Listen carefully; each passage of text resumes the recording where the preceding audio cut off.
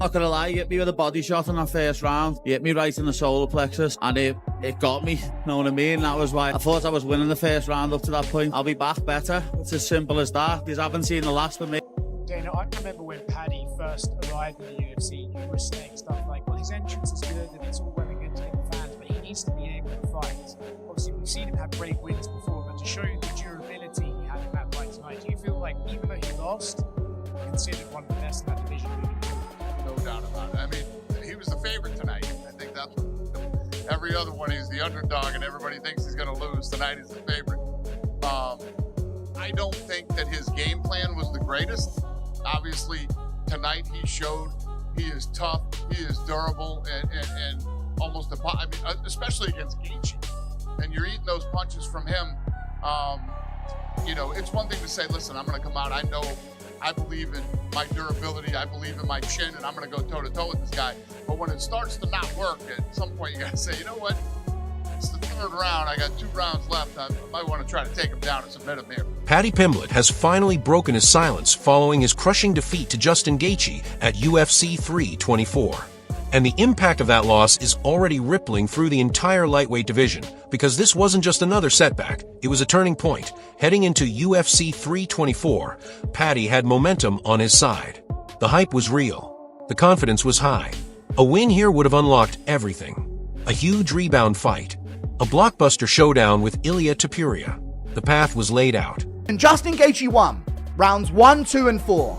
Very clear, by the way, as well, especially in the first 2 rounds. And Pimblett won rounds 3 and 5, I thought. Very clearly in round 3. And then round 5 was a scrappy round that I thought he got the better of. This was a great scrap. I have no idea how Paddy Pimblett did not get flatline KO'd on about 50 different occasions.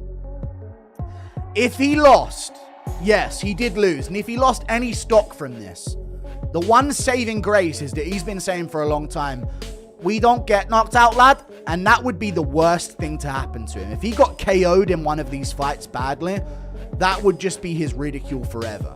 What happened to Scousers don't get knocked out, and it would just be images of Paddy Pimblett out cold. I have no idea how he didn't get flatlined in this fight. Justin Gaethje was cracking him with so many overhand rights. And the worst part was, it's not even like you were understanding why he took the shot so well. Oh, he was rolling with that one. Oh, he tucked into that one a little bit. He saw it coming. I could see the shots coming. I was wincing while Gaethje was loading up, because you could see Pimblett leaving exchanges with his chin up in the air and just getting his whole jaw spammed.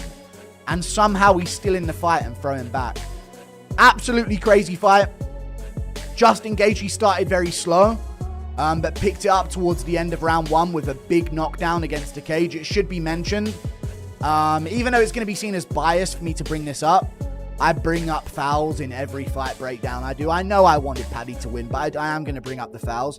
Gaethje fought very fucking dirty in this fight. A lot of eye pokes, a groin shot as well. I think Paddy Pimblett had a groin shot that he landed too, but that was towards the end of the fight where it was just an absolute mess of a scrap between the two of them.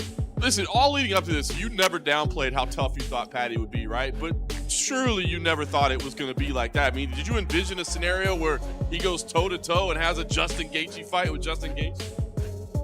Yeah, I did. I mean, that was his only choice.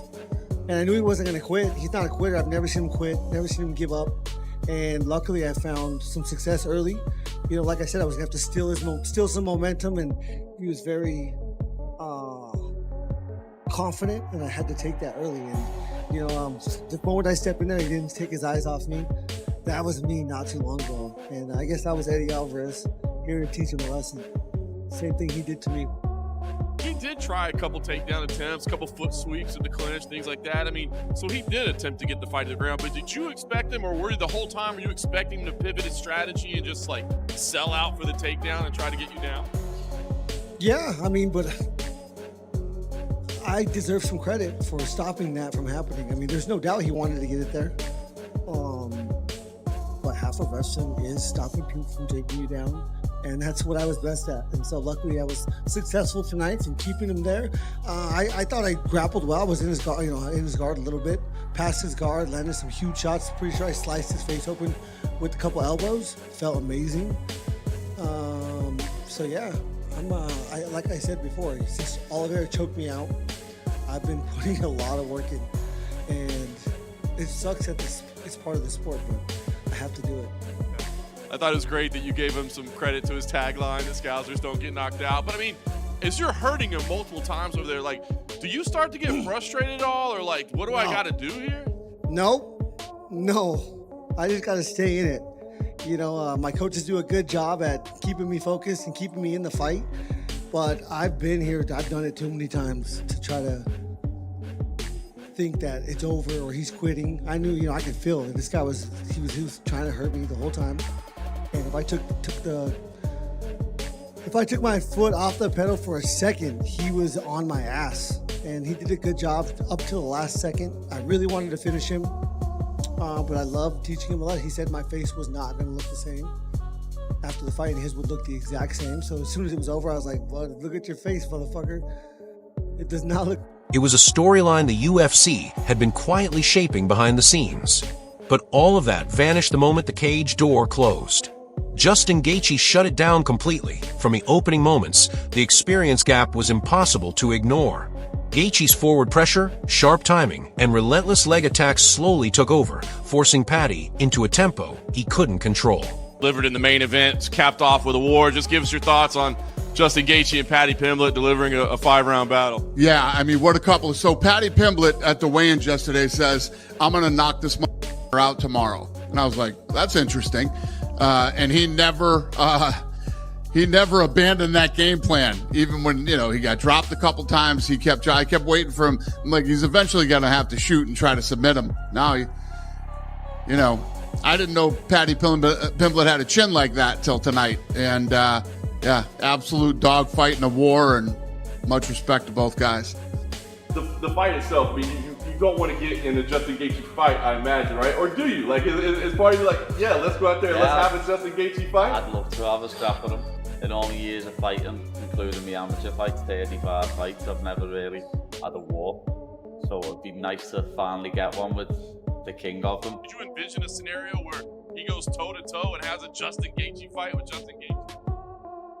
Yeah, I did. I mean, that was his only choice. And I knew he wasn't going to quit. He's not a quitter. I've never seen him quit, never seen him give up.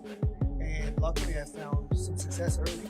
You know, like I said, I was going to steal some momentum, and he was very confident, and I had to take that early. You know, just the moment I stepped in there, he didn't take his eyes off me. That was me not too long ago. I guess that was Eddie Alvarez. He was teaching a lesson. But Gaethje landed some really bad eye pokes on him. But it doesn't matter, because the result is the result. Pimblett gets beaten over 5 rounds. At one point in the third, and we can go through this bit by bit, round 1 through round 5. Round 1, I thought, hold on a second. Gaethje looks odd. Like, Gaethje looks off in round 1. That was my whole thought process in round 1. Like, Pimblett's actually going to do this. He's landing shots. He's landing uppercuts and knees up the middle. How is Gaethje not wobbled by any of these shots? Gaethje's chin is absolutely insane as well. That needs to be mentioned too. Pimblett was landing body kicks, knees to the body, low kicks. Wasn't shooting any takedowns. Because I picked the mixed martial artist to win. So he was just duking it out with Gaethje in round 1 and 2. Low kicks, body kicks, head kicks out of nowhere, uppercuts, hooks. He was landing good shots on Gaethje. And Gaethje just at one point said, it's nothing, like that to him, and was just eating these shots. And then when Gaethje got going after the eye poke that he landed on Pimblett, which was pretty bad, and I was thinking, oh my God, no. Tom Aspinall, now Pimblett. 2 English fighters in title fights, and we're going to go out like this. But he continues the fight. It wasn't that bad. You could see his eyes were wide open the entire time. And he gets back into it, and he gets badly hurt with a punch. It might have been before the eye poke in the first round, but the one in the second round was really bad, and that's the more egregious one. But Gaethje starts beating him up badly. Fumbles the finish in the classic Gaethje north-south position. Gets the sort of front headlock position on him, and then just tries to punch from there, and couldn't really do anything from there. So it was kind of a moment where you thought, oh God, Pimblett's been TKO'd, it's over. But then somehow he's back up on his feet and throwing back and landing good shots again. Like, he didn't just get concussed about 30 seconds ago. Round 2 happens. And it's the same thing again. Pimblett's getting hit with massive shots on the chin. He's landing good kicks to the body. Teeps, low kicks, knees, punches, chin up in the air. You're wondering every time, when is he going to get slept? There's so many moments, and I was screaming, yes, we are DDP, basically, in the middle of this, because it was just like, dude, this is plot armor. How is he surviving these moments so narrowly with millimeters to spare? Gaethje swinging these overhooks. And it's not even like Pimblett was landing and then weaving and then, you know, like coolly slipping out of the way of these shots. He was just there to be hit, but in such an awkward way that the shots were just whizzing past his head and face on so many occasions. I really thought this is it, that he has been chosen to win this. It's all going his way, even though he's getting beaten up. And then he gets thumbed in the eye in round 2. Anytime Paddy tried to find his rhythm, Gaethje was right there to make him pay, dragging him into dangerous territory where flaws get exposed. Eventually, the pressure told. After the fight, Paddy didn't dodge responsibility. He admitted the better fighter won, owned the loss, and vowed to improve. But beneath that honesty is a much tougher truth. This defeat doesn't just affect Paddy's record, it completely disrupts the UFC's plans. This fight was meant to be the launch pad.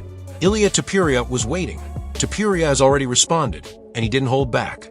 He pointed out that all Paddy had to do was get past a 38-year-old veteran, and instead, he missed the biggest chance of his career. Whether you agree or not, it highlights how unforgiving this sport is. One loss can flip everything overnight. The division is now in flux. Gaethje reestablishes himself as a serious threat, maybe even more than a gatekeeper. Meanwhile, Paddy is forced to step back, rebuild, and face real questions about where he fits among the elite. The Topuria fight is gone, at least for now, and the lightweight picture shifts once again. This is the reality of the UFC. Hype rises fast, but reality hits faster. Paddy Pimblett is still young, skilled, and a major draw. But this loss proves that confidence alone isn't enough at the highest level. The climb back just got longer, harder, and far less forgiving. And Ilia Topuria, he's moving ahead with or without Paddy.